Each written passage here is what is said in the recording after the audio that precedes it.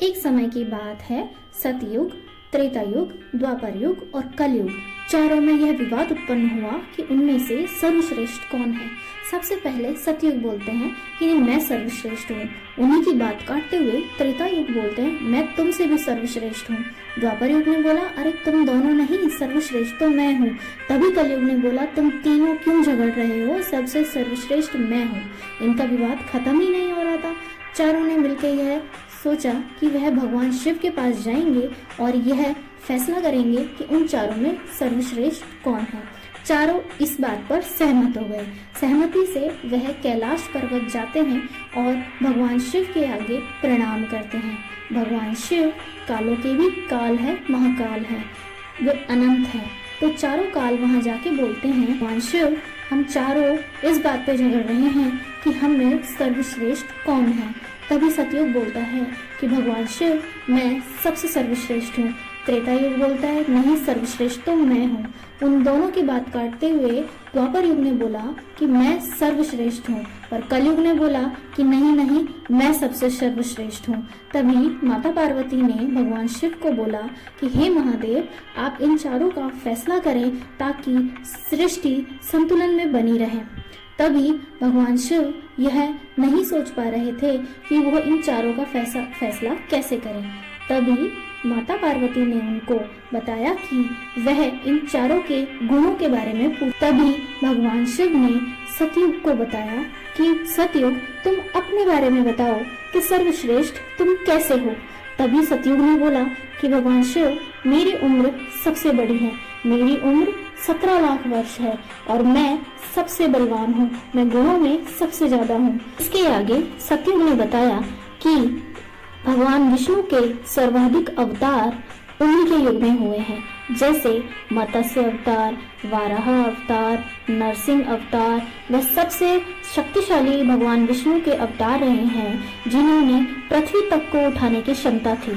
तभी त्रेता ने बोला कि हे भगवान, आप भगवान विष्णु के अवतार की बात कर रहे हैं तो मैं आपको बता दूं कि भगवान श्री राम का अवतार, आपका हनुमान अवतार, रावण और बाली जैसे महायोद्धा मेरे युग में भी आए हैं। तभी द्वापर ने बोला कि इन दोनों की बात से अगर यह सर्वश्रेष्ठ साबित होते हैं तो भगवान श्री कृष्ण जैसा जन्म और कंस, अर्जुन, कर्ण ये सभी मेरे युग में आए हैं। अभी कलयुग बोलते हैं कि हे भगवान शिव, इन तीनों के जो जन्म रहे हैं, जो काल रहे हैं, उनमें मनुष्यों की जो बुद्धि थी उसमें कमी थी, परंतु मेरे काल में मनुष्य जो है वह अपनी बुद्धि से ही जीतता है। मनुष्य अपनी ज्ञानी और ताकतवर बुद्धि से हर काम सफल कर सकता है। तभी भगवान शिव फिर से सोच में पड़ जाते हैं कि ये चारों काल अपनी अपनी जगह सही है और मैं इनको कैसे सर्वश्रेष्ठ साबित करूं। महादेव ने चारों युगों को कहा कि मैं आप चारों की परीक्षा लूंगा, क्या आप तैयार हैं? सभी युगों ने कहा कि हाँ, हम तैयार हैं। भगवान शिव ने कहा कि हिमालय पर्वत पर वहाँ एक बहुत बड़ा बर्तन रखा है जिसमें तुम्हें जाकर खाना बनाना है और यहाँ बैठे सभी देवगण, भूत, प्रेत सभी को आपको खाना खिलाना है।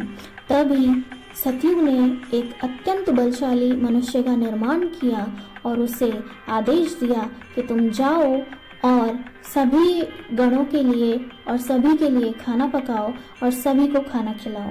वह मनुष्य अति बलशाली था। वह वहां गया और जिस कढ़ाई का वजन लगभग 200 टन था उसने सिर्फ एक हाथ से उठाया और खाना पकाने लगा। तभी त्रेता युग ने एक अत्यंत बलशाली मनुष्य का निर्माण किया और उसे यह आदेश दिया कि तुम जाओ और खाना बनाकर सभी देवतागणों को खाना खिलाओ। कढ़ाई को जो कि 200 टन की थी उसे उठाया दोनों हाथों से और खाना पकाया, सभी को खाना खिलाया। उसके पश्चात द्वापर युग ने भी एक मनुष्य का निर्माण किया जिसने जैसे तैसे कढ़ाई को उठाया और खाना पकाया, खाना खिला भी दिया।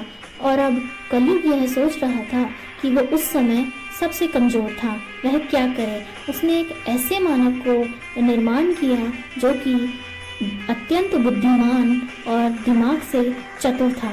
उसने निर्माण करने के बाद उसे बताया कि तुम्हें सभी को खाना खिलाने वाले कढ़ाई के नीचे उसने खड्डा खोदा और वहीं पर उनके द्वारा दूसरे युगों के द्वारा लाई गई लकड़ियां बची थी, उसने उस लकड़ियों का इस्तेमाल किया और खाना पकाया।